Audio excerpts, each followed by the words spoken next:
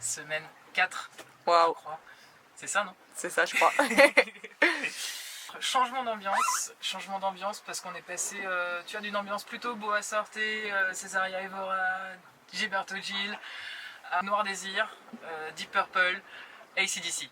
Après avoir passé Fernando de Noronha la semaine dernière, le vent a tourné, on a pu abattre. On s'est retrouvé à un pré assez débridé, dans des belles conditions de vent, avec 20-25 nœuds de vent. Ce qui nous a permis de commencer à faire de très belles journées à 10 nœuds de moyenne à peu près. Et là, on a commencé à engranger à 230 000 par 24 heures. Où là, Penduxis rigole. Clairement, il rigole, quoi. Là, il commence à allonger. En plus, quand il est long, du coup, il est hyper puissant. Il peut toujours taper dans la vague. Mais en gros, c'est la vague qui a mal, quoi. Il va taper dedans, il va transpercer le truc, et il va passer. Et c'est là où c'est impressionnant. À Barré, il est extraordinaire. Il y a un sentiment de puissance, de liberté, de jouissance totale, très très euphorisant. Tout le monde se dispute les quarts de barre. Ça a été des très très belles journées. L'idée en fait c'était vraiment de pouvoir employer le bateau à plus de 100% et toujours être dessus et aller le chercher et aller commencer à vraiment tirer dessus. À envoyer des riz, affaler des riz, envoyer trinquettes lourdes, rafaler, renvoyer trinquettes légères, rafaler, renvoyer trinquettes lourdes, se dire ok, est-ce qu'on a la bonne combinaison de voile ou pas?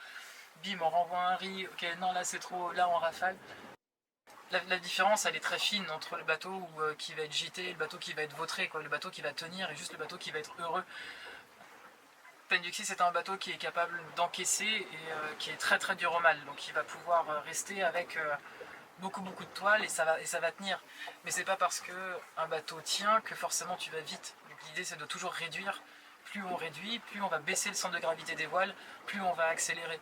Donc c'est à nous de toujours se dire ok, est-ce qu'on a la bonne combinaison de voile, est-ce que c'est pas trop, est-ce que c'est pas trop peu, toujours un peu sur le fil.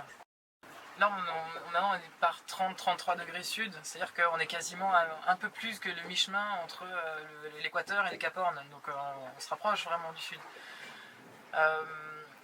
Comme on n'a pas de météo, en fait on navigue à l'aérologie, on regarde à l'étude des nuages et au baromètre. Donc en fait dès que le baromètre monte, on abat et on suppose qu'il y a un anticyclone quelque part et on essaie de s'en écarter. Et dès que le baromètre descend, on reloffe et on se dit hop, avec un peu de chance ça va passer. Alors, le fait marquant de la semaine, les nouvelles de terre ne nous manquent absolument pas, à part la Coupe du Monde de rugby, où là, je crois qu'on a tous les résultats de quasiment tous les matchs. Et forcément, on attendait très très impatiemment le France-Italie, surtout pour défier nos petits copains de Translated 9. On était à deux doigts de se faire le match par BLU. Et maintenant, on est à fond parce que le 15 octobre, il va y avoir le France-Afrique du Sud. Je pense qu'on sera encore en mer, mais bon, c'est pas grave. Allez les Bleus, on reste compact, solide sur les appuis.